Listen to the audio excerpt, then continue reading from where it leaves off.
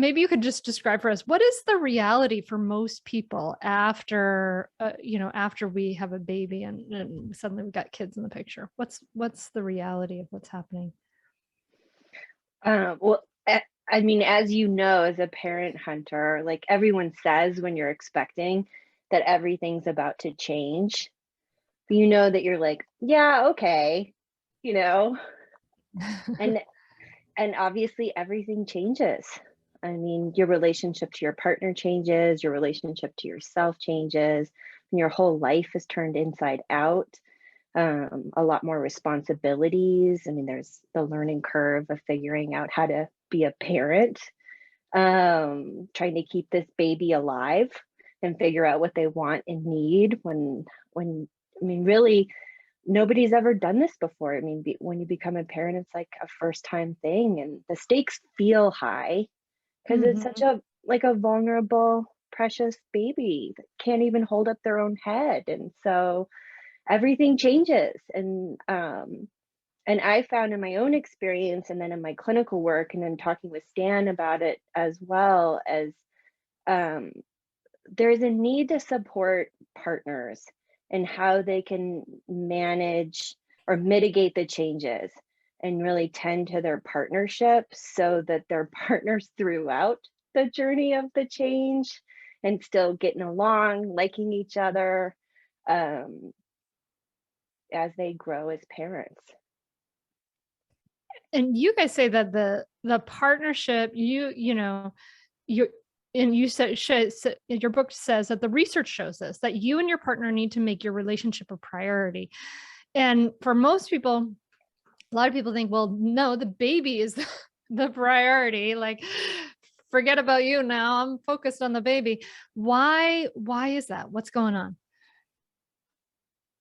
Well, everything has to be organized, structured according to hierarchy in terms of how two people are going to be a couple to begin Mhm. with. And if they decide to have a family, how they're going to manage the family. Are they a couple, or are they going to dissolve the couple and now be parents only? The term mother or father is really for kids. It's not for the couple. So we do know that couples that up into old age that are successful continue to be romantic, continue to be lovers in the sense that they love each other, that they're attentive to each other, that they're still affectionate with each other. And they also put the relationship first. Now, what that means is that in terms of decision making and governance, there has to be something at the top. We might think of it as the roof of the house. They're the roof of the house. They're the people that are in charge of everyone and everything. So if the couple system is not in good shape, then it just goes to follow that the kids are not going to be in the best shape either. So Mhm. everyone is depending on the couple, the Mhm. outside extended family, neighbors, friends, work people, and in particular, children. So we want to make sure that the couple knows that this is a couple project to raise children. It's not a singular project, that they're not supposed to then go into their own silos and parent separately. They've got to work together as they work with everything. And so we want to prepare couples for the emergence of a third person here that they're going to have to integrate into the family and maintain the coupledom, the union, the alliance that they created, hopefully, to begin with.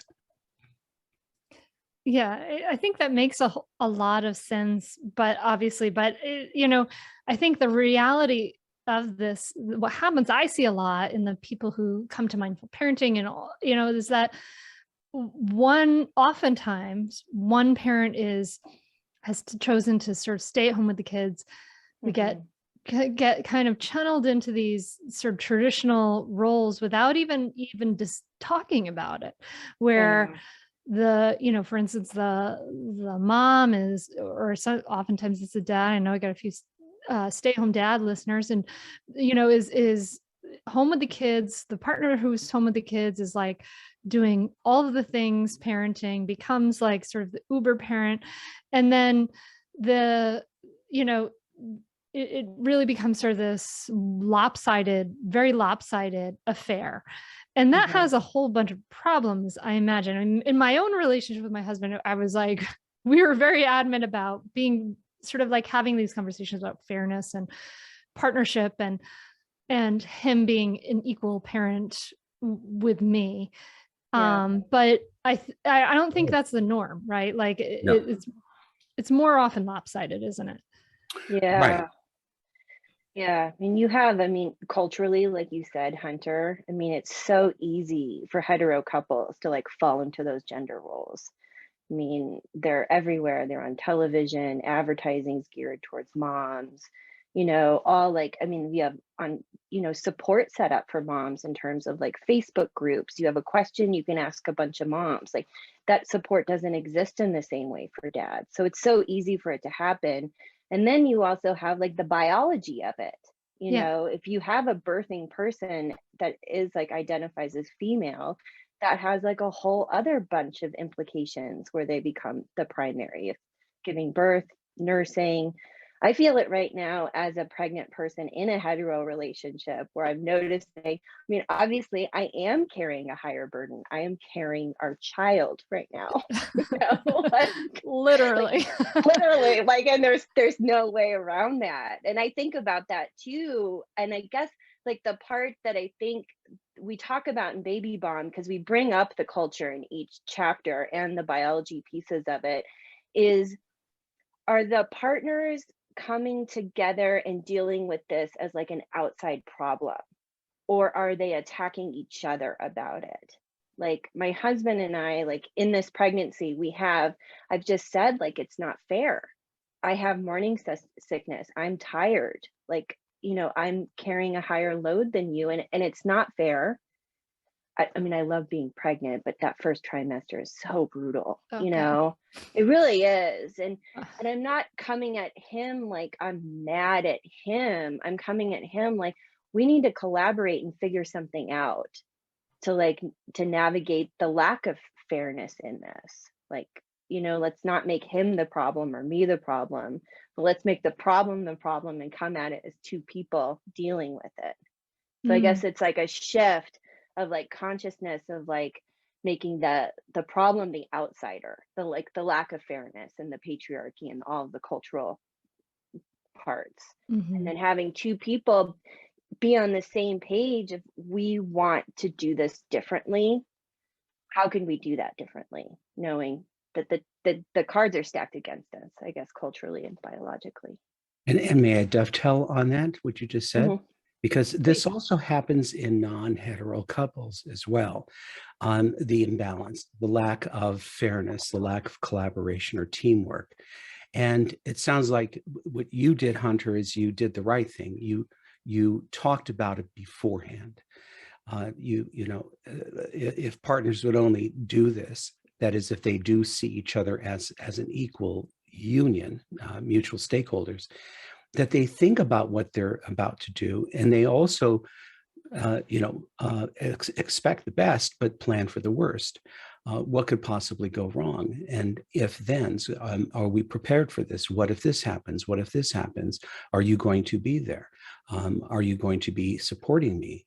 Will I be supporting you? All of these conversations are important to have before jumping into something as big as having a baby or getting married, for that matter. And so that is what we're advocating here, is something called secure functioning, a relationship of equal power and authority that's based on justice, fairness, and sensitivity, but also that has to remain fully collaborative and cooperative at all times. Catch new episodes of the Mindful Mama podcast and other free resources, including the Mindful Mom Guide at mindfulmamamentor.com. You can listen to every back catalog episode, including interviews with Dr. Dan Siegel, Ianla Van Zant, Sharon Salzberg, and get meditations, join our private Facebook group, and more. Go to mindfulmamamentor.com now. I'll see you there.